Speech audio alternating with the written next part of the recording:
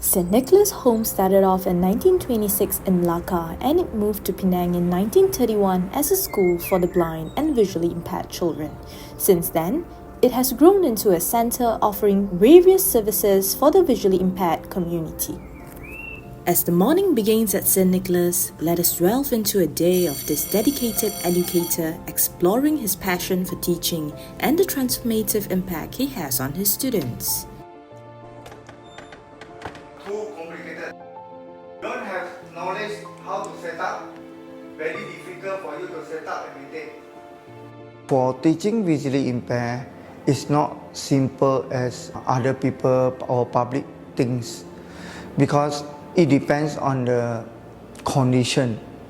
If one visually impaired, born blind, and visually impaired, adult blind, is different. When we are teaching Excel, when we tell them this Excel have many boxes, one box represent one cell in Excel. Some of them will say, oh, this Excel many table, column, row. They all cannot imagine if born blind. The time come up to my mind that using the chessboard to let they all touch, so many of born blind, they all can understand what I'm teaching. Actually, I have quite number of my students who are already successful because IT company that work together with St. Nicholas, they all will give the website project to visually impaired, and if they are finished, they will get the job and they all will be paid directly. Visually impaired or not visually impaired cannot be compared like, oh, you are disabled, so you no need to work, or you cannot work, you cannot do this, you just stay at home. Actually, I can say that many visually impaired also can be successful.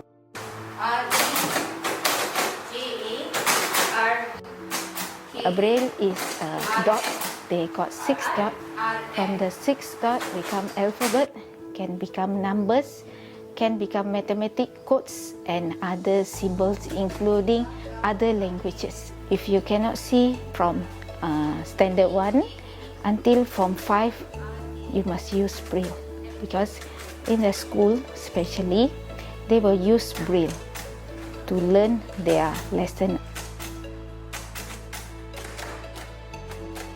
My name is Lim Yew Yi. I born in Perlis and I have one elder brother, age 8 to 12.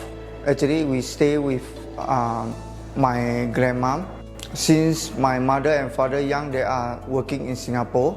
Age of 13, I already spread with my family, stay alone in Penang.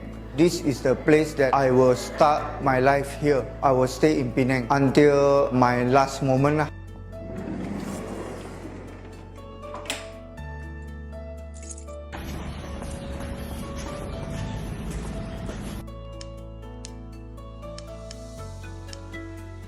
In my Form 3, what happened is my eyesight get like I can see from underwater, so it like moving. So that time I already started to worry, but until one day my eye very pain,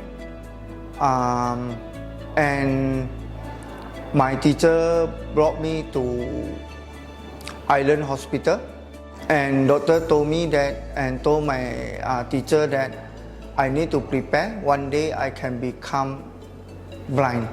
Actually, that time I'm not really worried because I still have eyesight, can see, walk around, run, all that. 2004, my eyesight very pain during my Form 6, and after the operation, I became totally blind. That time, I really consider what can I do to support the family.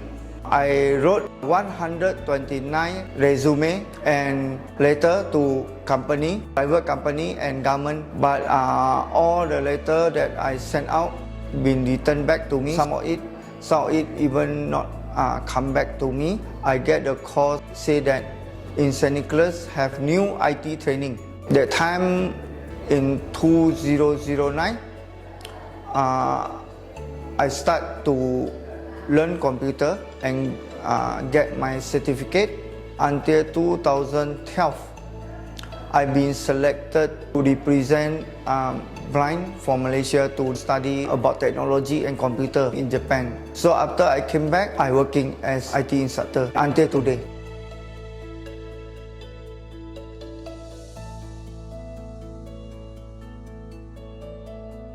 When I lost my eyesight, I can say that I consider myself introvert because I don't know what I can do.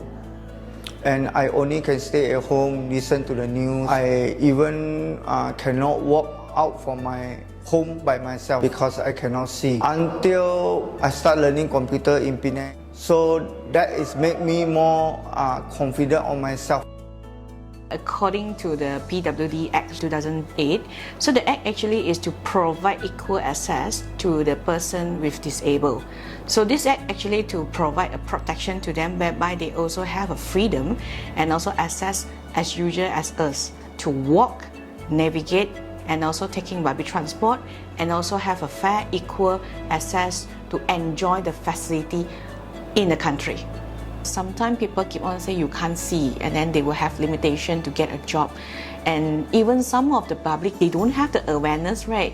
They feel like, how come a blind can learn computer, or how they use the handphone? But they can, because they have a proper training. They know how to use the gadget. But many of them, even though we walk through a survey or maybe a conversation, right, they have no idea actually the blind or visually impaired, they can use a handphone like us and can use the computers. Why I never give up? Because of our family. When I became blind, when my father accident in 2007, only my brother support financial. So that time I have think how I can do this. So from there I never give up, try to think a way to support financially for our family. If I can see, first thing I will buy ticket, I will fly to Singapore to see my mother and go back to police because for many years I never see their face. Then I would like to help more blind people. If I can see, I will help to write more books about IT, about life, to share with them. Don't scare of visually impaired. We also human like you. We also can do sport. We also can working. The public need to trust us to support the community in Malaysia. 1, 2, 3.